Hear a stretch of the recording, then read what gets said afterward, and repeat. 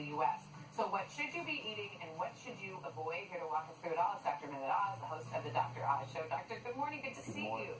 Can you explain what this study did? Because it seems like they rounded up all the available information and came to some conclusions. And it was very well done. They took a lot of information that the government gathers already about our habits when we eat foods in particular. They looked at why people die, and then they connected the two by looking at studies, trying to figure out how important are the different foods. So we found out that 6 foods were really important for us to eat, and 4 food groups were important for us not to eat. And here's the big factor: if we do that right, out of all the people who die of heart attacks and strokes and diabetes in America, we could cut it down almost in half. 45% attributable to just 10 food decisions. Very significant. So without further ado, what are the good foods? So let's break it down to fats. Okay. Number 1. So in the fat category, there is the oily fish, cold water fish, salmon, sardines.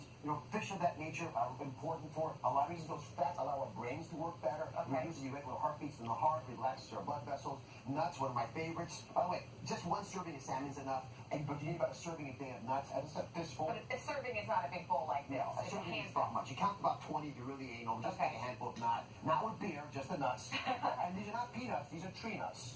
Walnuts, almonds, that kind of thing. They have the healthy oils in it. And then those oils, and we talked to the researchers, they call them vegetable oils, but they really are seed and nut oils, right? Canola, corn oil, flaxseed oil. And olive oil wasn't in the study, but probably belongs, according to the researchers, in that category as well. Okay, our leafy veggies. You need about 4 servings of leafy vegetables, about 3 servings, 3 pieces of fruit. Again, very important. They feed the gut in your body, and they're important for other reasons as well. They replace a lot of the bad habit foods you might otherwise take. And don't avoid carbs if it's a healthy carb, like whole wheat. Right. They actually say you can have 4 servings of this. So it's just 4 pieces of bread or 4 servings of cereal. Okay. Cups of cereal. And here's the important part: you really want to try as much as possible to eat those and not these. Okay. I was like, please let wine not be on this list. Okay.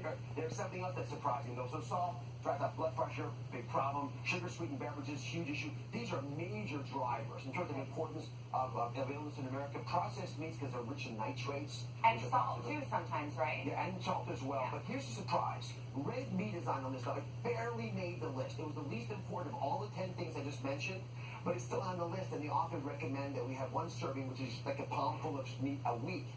So a lot of people won't be happy with that, but I just want to emphasize for red meat eaters, of all the things on here, it's the least important. So I'm going to push the least on red meat, but everything else is actually pretty important. Okay. Can I say one other big idea? Yes. I was just watching this morning with you guys talking about the healthcare budget. If you want to change healthcare in America, this is how you do it. This is how you bring back the system. This is probably $40 billion of savings, which makes any plan you design worthwhile. So this study from Tufts, critically important. Before you even get sick. Dr. Oz, thank you so much. You can get more of his advice, of course, weekdays on the Dr. Oz Show. Check their local listings.